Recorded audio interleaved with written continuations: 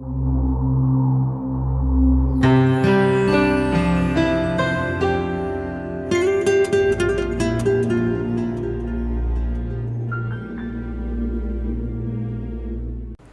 இருந்துக்கலாம், அப்படியும் இருந்துக்கலாம். அதுலேயும் நீதிமான்கள் உண்டு, இதுலேயும் நீதிமான்கள் உண்டுன்னு சொல்லலை. அதை செய்கிறவர்கள் அதன்படி நல்லவராக இருப்பார்கள், இதை செய்கிறவர்கள் இதன்படி நல்லவராக இருப்பார்கள், அப்படி சொல்லவே இல்லை அவர். அதான் இவரை பிடிச்சிருக்காது நிறைய பேருக்கு. இப்போவும் நிறைய பேர் சொல்கிறாங்க பவுலடியார் மனம் திரும்ப வேண்டும்ங்கிறாங்க. போயிட்டாரு. இல்லை இல்லை சொல்கிறாங்க, இந்த Paul must repent in ask forgiveness. ஏன்னா is condemning the people, a group of people. சிலர் வந்து அவர் குற்றம் தீர்க்கிறார், நியாயம் பிடிக்கிறார். அவருடைய கலாச்சாரத்தில் அப்போ வந்து அது இல்லாமல் இருக்கலாம். எங்களுடைய கலாச்சாரத்தில் இப்போ வந்து இதெல்லாம் சகஜம், இது நாட்டு நடப்புங்க. இதை நீங்கள் வந்து அப்படியே ஒத்து போகணும், அவ்வளோதான். கண்டும் காணாமல் போகிறது தான் பாஸ்டர்களுக்கும் ஊழியக்காரர்களுக்கும் அழகு. என்னங்க அழகு? புள்ளி என்ன புள்ளி இல்லை, என்னது அது ஒரு அழகுன்றாங்க. அது அதுதான் உங்களுக்கு அழகு. அழகு இல்லை, வரவு. ஓ, இதுதான் உங்களுக்கு வரவு. வேடிக்கையாக இருக்குது, சில காரியங்கள்லாம் ரொம்ப வேடிக்கையாக இருக்குது. சுவிசேஷத்தை எவ்வளோ தூரம் தண்ணி ஊற்றிட்டோன்னு பாருங்கள். ஊற்றி அணைச்சிட்டோம். எதுங்க? ஊற்றி அப்படியே அணைச்சிட்டோம். நிறைய இடங்களில் வந்து நம்ம அதை நீற்று போக பண்ணி விட்டோம், வீரியம் இழந்து போகும்படி பண்ணி விட்டோம். ஏன்னா அப்படி சொன்னால் யாரும் கேட்க மாட்டேங்கிறாங்க. இப்போல்லாம் நீங்கள் இப்போ வெளிநாடு சபைகள்லாம் நீங்கள் இந்த மாதிரி பேசுனீங்கன்னா, இப்போ நம்ம டிவி ப்ரோக்ராமில் கொடுக்காம இருந்தால் இந்த டிவி ப்ரோக்ராமை இதே பண்ண மாட்டாங்க. ரெண்டாவது நாளே மூடிடுவாங்க. அந்த அளவுக்கு போயிடுச்சு. எனக்கு தெரிஞ்ச ஒருத்தர் வந்து ஒரு சபையில் வந்து பிஷப்பாக இருக்கார். அவர் திடீர்னு ஒரு ஃபேஸ்புக்கில் போடுறாரு, என்னென்னா ஆஃப்டர் ஏ கிரேட் டிஸ்கஷன், நாங்கள் ரொம்ப வந்து கலந்தாராசித்த பின்பு கர்த்தராகிய இயேசு கிறிஸ்துவினுடைய சிலுவை, அவருடைய சுவிசேஷத்தினுடைய அன்பை குறித்து ஆழமாக நாம் படித்தோம் என்றால், ஆண்கள் ஆண்களை திருமணம் செய்வதையும் பெண்கள் பெண்களை திருமணம் செய்வதையும் நாம் ஏற்றுக்கொள்ள வேண்டும் என்றால் அதுதான் இயேசு கிறிஸ்துவினுடைய அன்பு. அப்படிப்பட்டவர்களை நம்முடைய சபையிலே உறுப்பினர்களாக மட்டுமல்ல, அவர்களை போதகர்களாகவும் நாம் நியமிக்கலாம். இல்லை, அவருடைய ஃபோட்டோ இருக்கா? ஃபோட்டோவா? ஏன்னா நான் பிசாசை பார்த்ததில்லை, பார்த்து நான் கன்ஃபார்ம் பண்ணிக்கிறேன். எதுக்கு போய் பிசாசை பார்க்குறீங்க? நம்ம சிலுவையை பார்ப்போம். நிறைய சுற்றுது. நீங்கள் தானே இது மாதிரிலாம் பேசுனா, இப்போ சில பேர் வந்து இந்த என்ன சொல்கிறது, இந்த லிபரல்ஸ் இருக்காங்க, இந்த லிபரல் ப்ராட் மைண்டட்ங்கிறாங்க. இது ஃப்ராட் மைண்டட். அவர்களை போதகர்களாக மாத்திரமல்ல, இந்த திருமணத்தையே எங்கள் சபையிலே நடத்தி வைப்போம். ஆமாம், அந்த திருமணத்தை ஆமாம், நாங்கள் இதை நடத்துவோம். இதே வார்த்தைகள்லாம் போடுறாரு. என்னங்க இந்த மாதிரி வார்த்தையெல்லாம் போட்டுப்பா எப்படி இருக்குது, இப்படியெல்லாம் போட்டு எழுதுறாங்க. அதில் அவங்க கல்ச்சருக்கு அது ஓகே, அதையும் நம்ம அது கூட எப்படி ஓகே, ரொம்ப ரொம்ப ஆழமாக அதனால சொல்கிறாங்க. அவங்க கல்ச்சருக்கு ஓகே கிடையாது. Made it for their own convenience. ஆமாம், அங்கங்கே வேடிக்கையாக இருக்க சில வந்து வெளிநாடுகளில் வந்து சில நீதிபதிகளே அவங்களுக்கு ஆதரவாக வந்து தீர்ப்பு சொல்கிறாங்க.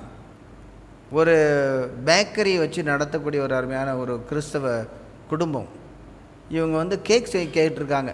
2 பெண்கள் வந்து நாங்கள் திருமணத்துக்காக எங்களுக்கு கேக்கு வேணும், ஒரு பிங்க் கலரில் கேக் கொடுங்க. நீங்கள் கேட்டிருக்காங்க, நீங்கள் இந்த மாதிரி வந்து லெஸ்பியனா அப்படின்னா, எஸ் அப்படின்னா உங்களுக்கு நான் கேக் தர மாட்டோம், எங்களுடைய விசுவாசத்தின்படி நாங்கள் செய்ய முடியாது. இந்த மாதிரி நீ கடை தான் வச்சுருக்கேன், நீ கொடுக்கணும் கேட்குறத இல்லை, நீ என்ன வேணாலும் சொல்லலாம். கோர்ட்டில் கேஸ் போட்டாங்க. எத்தனையோ ஆயிரக்கணக்கான $1,00,000 அவங்களுக்கு திருப்பி கொடுக்க வேண்டும் கோர்ட்டில் இது பண்ணிட்டாங்க.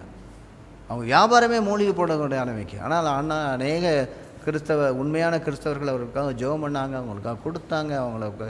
அவங்க நீட்டாக சொல்லிட்டாங்க, நாங்கள் எங்கள் கர்த்தராகிய இயேசு கிறிஸ்து மேலே உள்ள விசுவாசத்துக்காக நாங்கள் நிற்கிறோம், எதையும் இழக்க தயாராக நோ ப்ராப்ளம்.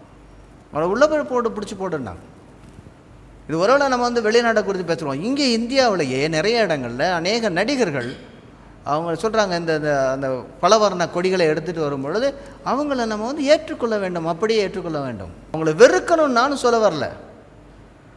ஆனால் அவங்க உண்மையான அந்த அடிப்படையான கர்த்தருடைய இந்த இயற்கையான நீதிக்குள்ளாக அவர்கள் வர வேண்டும். ஏனென்றால் பவுலடியார் சுவிசேஷத்தை குறித்து பேசும்போது இப்படிப்பட்டவர்கள் தேவனுடைய ராஜ்யத்தை சுதந்தரிப்பது இல்லை என்று சொல்லி அறிந்து கொள்ளுங்கள், வஞ்சிக்கப்படாதீர்கள்ன்றாரு.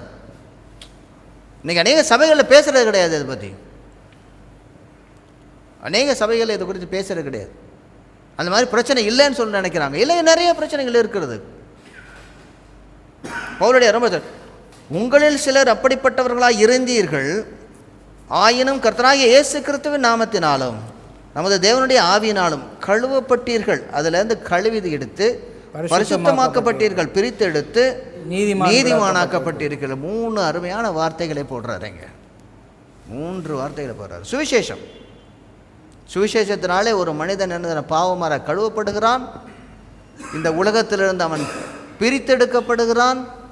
இந்த உலகத்திலே முன்பு செய்த பாவங்களுக்காக அவனுக்கு தண்டனை அல்ல, அவனுக்கு கர்த்தருடைய நீதி கொடுக்கப்படுகிறது. ஆக சுவிசேஷத்தின் மூலமாக நம்முடைய பாவங்கள் கழுவப்படுகிறது. நாம் இந்த உலகத்திலிருந்து பிரித்தெடுக்கப்பட்டவர்களாக வாழ்கிறோம். அடுத்ததாக நாம் இனிமேல் தண்டனைக்குள்ளானவர்கள் அல்ல, கர்த்தர் தன்னுடைய நீதியை நமக்கு தந்திருக்கார். இதுதான் சுவிசேஷம். இந்த சுவிசேஷத்தை தான் அவர் பிரசங்கம் பண்ணியிருக்கிறார். இன்னொரு இடத்துக்கு வாங்க, அவர் சுவிசேஷத்தை என்ன சொல்லியிருக்காரு, நிறைய இடங்கள் சொல்லிட்டு வர்றாரு. இன்னொரு இடத்துல 1 கொரிந்தியர் 11வது அதிகாரம், ஏதோ ஞாபகம் தான் உங்களுக்கு உடனே, கர்த்தருடைய பந்தி. ரொம்ப ஆச்சரியமான காரியம் என்னென்றால், வேறு எந்த அப்போஸ்தலரும் கர்த்தருடைய பந்தியை குறித்து இவ்வளவுதாக எழுதவில்லை. ஒரு சுவிசேஷத்தில் எழுதியிருக்காரே தவிர மற்ற கடிதங்களில் யாருமே சொல்லவில்லை. ஆனாலும் இவர் சுவிசேஷம் எழுதுவதற்கு முன்பதாகவே இதை எழுதியிருக்கிறார். ஆக அந்த சுவிசேஷம் எழுதுவதற்கு முன்பதாகவே ஒரு வேளை சபையில் எப்படி நடக்க வேண்டும் என்று சொல்லி ஒரு சிறு சிறு துண்டு பிரதிகளாக இருந்திருக்க வேண்டும். ட்ராக்ஸ் மாதிரி கொடுத்துருப்பாங்க எல்லா இடத்தையும். சரி, என்ன சொல்கிறாருன்னா, கர்த்தருடைய பந்தியை குறித்து 17வது வசனத்துலேருந்து நம்ம பார்க்கலாம். ஆனால் 23வது வசனத்தில் 17லேருந்து பார்ப்போம். உங்களை புகழாமல் இதை குறித்து உங்களுக்கு கட்டளை கொடுக்கிறேன், நீங்கள் கூடி வருதல் நன்மைக்கு ஏதுவாயிராமல் தீமைக்கு ஏதுவாக இருக்கிறதே. எல்லா இடங்கள்லையும் இந்த வருதல் அந்த கட்டளை கொடுக்குறேன். இதே மாதிரி 11வது அதிகாரம் 2வது வசனத்தை பாருங்கள். சகோதரரே, நீங்கள் எல்லாவற்றிலும் என்னை நினைத்து கொண்டு நான் உங்களுக்கு ஒப்புவித்தபடி நீங்கள் கட்டளைகளை கை கொண்டு வருகிறது நிமித்தம் உங்களை புகழுகிறேன். ஆக என்ன சொல்றாருன்னா, எல்லா இடங்களிலும் உங்களுக்கு ஒரு பாரம்பரியத்தை கொடுக்குறேங்கிறார். இதுதான் முறைமை, இதுதான் வழி அப்படிங்கிறார். சரி, உங்களை புகழாமல் கட்டளையாக கொடுக்குறேன், நீங்கள் கூடி வருதல் நன்மைக்கு எதுவாக தீமைக்கு. என்ன சொல்றாரு? முதலாவது, நீங்கள் சபையிலே கூடி வந்திருக்கும் போது உங்களில் பிரிவினைகள் உண்டென்று கேள்விப்படுகிறேன், அதில் சிலவற்றை நம்புகிறேன். முன்னாடியே எழுதிட்டாரு. 1வது வசனம் 1, 2, 3, 4 அதிகாரத்தில் இது குறித்து எழுதியிருக்கிறாரு. அதுக்கு அடுத்ததாக, உங்களில் உத்தமர்கள் இன்னாரென்று வெளியாகும்படிக்கு மார்க்க பேதங்களும் உங்களுக்குள்ளே உண்டாயிருக்க வேண்டியதே. வேடிக்கையாக அவர் சொல்கிறாரு. அதாவது யார் நல்லவன் யார் கெட்டவன்னு நம்ம எப்படி தெரியும்? அதாவது நன்மை தீமை இன்னில் ஏதாவது ஒன்று வந்தால் தான் தெரியும். இப்போ தீமையான காரியங்களை எடுத்துக்கொள்கிறவர்களெல்லாம் தீமையானவர்கள். மார்க்க பேதம் வரும் பொழுது, கள்ள போதகங்கள் வரும் பொழுது, யாரெல்லாம் கள்ள போதகத்துக்கு போயிட்டாங்க, யாரெல்லாம் உண்மையான போதகத்துக்கு வந்திருக்காங்கன்னு சொல்லி எப்போ தெரியும்னா, கள்ள போதகம் இருந்தால் தான் தெரியும். எல்லாமே வெள்ளையாக இருந்தால் இந்த மாதிரியான ஒரு செட்டப் கிடைக்காது. கலர் வித்தியாசமாக இருக்கணும். அப்போ தான் யார் நல்லது. இது கலர் அவசியம் வரணும்னு சொல்லலை, இப்படி கலர் வந்ததுனால தான் தெரியுது யார் வெளிச்சத்தில் இருக்கான் யார் இருளில் இருக்கான்னு சொல்கிறாரு. நல்ல போதனைகள் இருக்கும்போது கெட்ட போதனைகளை எத்தனை பேர் எடுக்கிறாங்க, எத்தனை பேர் எடுக்கலைன்னு சொல்லி பார்க்கணும்.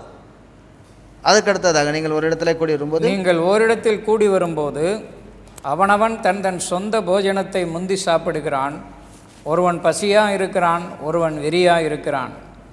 இப்படி செய்கிறது கர்த்தருடைய ராப்போஜனம் பண்ணுகிறதல்லவே.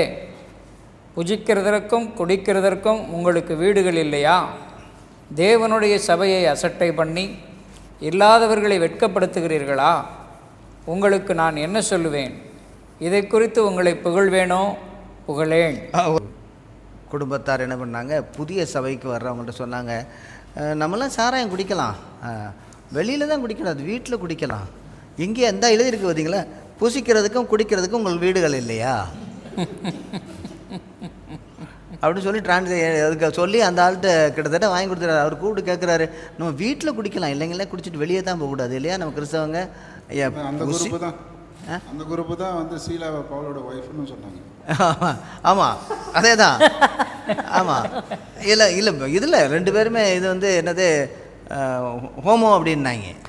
ஆமாம், அதான் அந்த மாதிரி சொல்கிறாங்க, நிறைய பேர் அப்படி தான் சொல்கிறாங்க. புசிக்கிறதுக்கும் குடிக்கிறதுக்கும் வீடுகள் இல்லையா?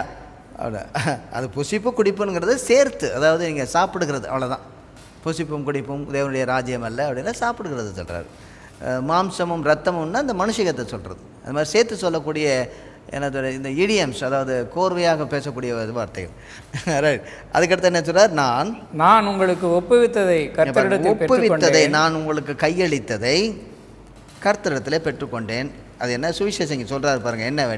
என்னவெனில் கர்த்தராகிய இயேசு தாம் காட்டி கொடுக்கப்பட்ட அன்று ராத்திரியிலே அப்பத்தை எடுத்து ஸ்தோத்திரம் பண்ணி அதை பிட்டு, நீங்கள் வாங்கி புசியுங்கள், இது உங்களுக்காக பிற்கப்படுகிற என்னுடைய சரீரமாக இருக்கிறது, என்னை நினைவு கூறும்படி இதை செய்யுங்கள் என்றார். போஜனம் பண்ணின பின்பு அவர் அந்தபடியே பாத்திரத்தையும் எடுத்து, இந்த பாத்திரம் என் இரத்தத்தினால் ஆகிய புதிய உடன்படிக்கையாக இருக்கிறது, நீங்கள் இதை பானம் பண்ணும் போதெல்லாம் என்னை நினைவு கூறும்படி இதை செய்யுங்கள் என்றார். ஆகையால் நீங்கள் இந்த அப்பத்தை புசித்து இந்த பாத்திரத்தில் பானம் பண்ணும் போதெல்லாம் கர்த்தர் வருமளவும் அவருடைய மரணத்தை தெரிவிக்கிறீர்கள். எப்பொழுதெல்லாம் கர்த்தருடைய பந்தியிலே நாம் சேருகிறோமோ அப்பொழுதெல்லாம் சுவிசேஷத்தை நாம் நிலைநாட்டி கொண்டு இருக்கிறோம். அவருடைய மரணத்தை தெரிவிக்கிறீர்கள் என்றால் கர்த்தராகிய இயேசு கிறிஸ்து எனக்காக மரித்தார், உயிரோடு எழுந்தார். சுவிசேஷம் இங்கே எத்தனை பேர் இந்த என்ன சார், நான் அந்த ஹோலி கம்யூனியன் சொல்ல மாட்டேன். இந்த ஹோலி கம்யூனியனுங்கிறது சுத்தமாக வேற ஒரு பாரம்பரியத்துலேருந்து வருது. நம்ம இங்கே போட்டுருக்க கர்த்தருடைய ராபோஜன பந்தி, கர்த்தருடைய பந்தி, கர்த்தருடைய ராபோஜன பந்தி, இந்த லார்ட்ஸ் டேபிள், கர்த்தருடைய ராபோஜன பந்தி, அதுவும் லார்ட்ஸ் சப்பர் டேபிள் அப்படிதான் சொல்லுவாங்க. ஐக்கிய பந்தி, ஐக்கிய பந்தியோட ராபோஜன பந்தி அப்படின்னு சொல்லலாம். ஓகே, அதை நடத்தும் போது என்ன சொல்கிறாங்க, எத்தனை பேர் நம்ம அந்த அப்பத்தை பிட்கையிலே அவருடைய சரீரம் எனக்காக பிட்கப்பட்டது சிலுவை காட்சியை பார்க்குறோம். ஒன்று. ரெண்டாவது, அந்த திராட்சரசத்தை எடுத்து கொடுக்கும் பொழுது எத்தனை பேர் எனக்காக பண்ணின புதிய உடன்படிக்கை, கர்த்தராகிய இயேசு கிறிஸ்துவினுடைய சிலுவை, இரத்தம், மரணம், அவருடைய உயிர்த்தெழுதல், புதிய உடன்படிக்கை, இந்த சுவிசேஷம், இதன் மூலமாக எனக்கு இந்த கிருபை, என்ன கிருபை கிடைத்ததென்றால் எனக்கு ரட்சிப்பு கிடைத்ததா, நான் அவருக்குள்ளும் அவர் எனக்குள்ளும் வாசம் பண்ணும்படியாய். இது ஒரு அருமையான ஒரு சுவிசேஷம் இல்லையா? நான் கர்த்தருக்குள்ளே வாசம் பண்ணுகிறேன், கர்த்தர் எனக்குள்ளே வாசம் பண்ணுகிறார். இதுதான் ஐக்கியம், ஐக்கிய பந்தின்னு சொல்கிறதோடைய காரியம் என்ன, நானும் ஆண்டவரும் எப்பொழுது ஐக்கியப்படுகிறோம், அவர் எனக்குள்ளே இருக்கிறார். சரி, இதில் என்ன சொல்கிறாருன்னா, ஆகையால் நீங்கள் இந்த அப்பத்தை புசித்து இந்த பாத்திரத்தில் பானம் போடும் பொழுதெல்லாம் கர்த்தர் வருமளவும் அவருடைய மரணத்தை தெரிவிக்கிறீர்கள். ஆக இந்த ஐக்கிய பந்தி ஒரு சுவிசேஷ பிரசங்கம்னே சொல்லலாம். சுவிசேஷ பிரசங்கம் சில இடங்களில் ரொம்ப அழகாக அதை செய்வாங்க. எடுத்து அப்பத்தை பிட்கும் பொழுது அதை பிட்டு, இப்படித்தான் இயேசு கிறிஸ்துவுடைய சரீரம் உங்களுக்காக எனக்காக பிட்கப்பட்டது அப்படின்னு சொல்லிட்டு யாரும் அழுங்கன்னு சொல்லலை, ஸ்தோத்திரம் பண்ணுங்கன்னு சொல்லுவாங்க. சில பேர் உட்காந்துட்டு ஓ எனக்காக பெருப்பா, எனக்காக சிலுவையிலே அரித்து மடிக்க ஆனால் இப்போ நம்ம நிறைய காரியங்களை என்ன பண்ணிட்டோம்னா, அந்த ஐக்கிய பந்தியை இதை ஒரு துக்ககரமான ஒரு துக்க வீடாக கொண்டு வந்திருக்கிறோம். அவர் என்ன சொல்கிறாரு, நீங்கள் இதை என்ன சொல்லுங்க, நீங்கள் ஆராதிங்கங்கிறாரு. இப்படியாக சுவிசேஷம் வந்தது உங்களுக்கு. அது ஒரு ஹோலி சாக்ரமெண்டல், ஹோலி சாக்ரமெண்டல். அது ரொம்ப ரொம்ப தூரமாக போயிடுச்சு. இதை கொஞ்சம் இன்னொருத்தர நம்ம விளக்கமாக நம்ம பார்க்கலாம். சாதாரண, அதாவது சாயங்காலத்தில் எல்லாரும் சேர்ந்து சாப்பிடும் போதெல்லாம் அவங்க என்ன செஞ்சுருக்காங்க, ஒரு அப்பத்தை எடுத்து பிட்டு, இப்படித்தான் ஒரு நாள் ஆண்டவராக இயேசுவானவர் இருக்கும்போது அவர் காட்டி கொடுப்பார். ராத்திரிக்கு முன்னாடி என்ன செஞ்சுருக்காரு, அப்பத்தை எடுத்து ஸ்தோத்திரம் பண்ணி, இது எனக்கு உங்களுக்காக பிட்கப்படுகிற என்னுடைய சரீரம். உடனே என்ன பண்ணிருப்பாங்க, ஆண்டவரே எங்களுக்காக சிலுவையிலே நீர் மரித்திர ஸ்தோத்திரம் ஐயா அப்படின்ட்டுப்பாங்க. அதுக்கு அடுத்ததாக அவர் கோப்பையை எடுத்து கொடுக்கும் பொழுது அதே தான் சொல்கிறாரு, இந்த பாத்திரம் என்னுடைய என் இரத்தத்தினால் ஆகிய புதிய உடன்படிக்கையாக இருக்கிறது, நீங்கள் இதை பானம் பண்ணும் போதெல்லாம் நினைவு கூறுங்கள் தான் சொல்கிறார். என்ன பிரச்சனை ஆயிடுச்சுன்னா, சுவிசேஷத்தை எப்படி மாற்றிட்டாங்க அப்படின்னா, அந்த அப்பத்தை பிட்கும் பொழுது அதை ஆசீர்வதிக்கும் போது உண்மையாகவே இயேசு கிறிஸ்து சரீரமாக மாறிடுச்சு அப்படின்ட்டாங்க. அதனால தான் அது கீழே போடக்கூடாது, இயேசுவினுடைய சரீரம், அது எல்லாருமே கொடுக்கக்கூடாது, எல்லாரும் வாங்கக்கூடாது அப்படின்னு சொல்லி நிறைய கட்டுப்பாடுகள் தூரத்தில் இருக்குது. ஒரு சில நூற்றாண்டுகளில், ஆரம்ப நூற்றாண்டில், 16வது நூற்றாண்டில் ஓரளவுக்கு எல்லாருக்கும் கொடுங்க. 16ஆம் நூற்றாண்டுக்கு முன்பதாக இந்த சுவிசேஷமானது தனியாக ஒருத்தன் அவங்களுக்கு மட்டும்தான், அதாவது அந்த பிரிஸ்ட் அவங்களுக்கு மட்டும்தான், அவங்க மட்டும்தான் அப்பத்தை எடுத்து அதோடைய திராட்சை ரசத்தில் முக்கி அவங்க மட்டும்தான் சாப்பிடுவாங்க. இந்த ஐக்கிய பந்தியே கிடையாது. சுவிசேஷம் என்ன, கர்த்தர் உங்களுக்காக எனக்காக மரித்தார், அவருடைய சரீரம் விற்கப்பட்டது, அவருடைய இரத்தத்தினாலே புதிய உடன்படிக்கை உங்களுக்கு எனக்கு கிடையாது. இது சுவிசேஷம். இதில் நீங்கள் சந்தோஷப்படணும். இந்த ஐக்கிய பந்தியில், இந்த ஐக்கிய பந்தியில் கொண்டு வரும்பொழுது பவுலடியார் எனக்கு ஒப்புவித்ததை நான் உங்களுக்கு கொடுக்கிறேன். அருமையானவர்களே, ஒவ்வொரு முறையும் கர்த்தராகிய இயேசு கிறிஸ்துவினுடைய ஐக்கிய பந்தியிலே நாம் வரும் பொழுது நாம் சுவிசேஷத்தை நினைவு கூறுவது மட்டுமல்ல, சுவிசேஷத்தை அறிவித்து அவருடைய ஐக்கியத்திலும் மற்றவர்களுடைய ஐக்கியத்திலும் நாம் மகிழ்கிறோம், ஆனந்தப்படுகிறோம், சந்தோஷப்படுகிறோம். இதுதான் சுவிசேஷமாக பவுலடியாருக்கு கொடுக்கப்பட்டிருக்கிறது.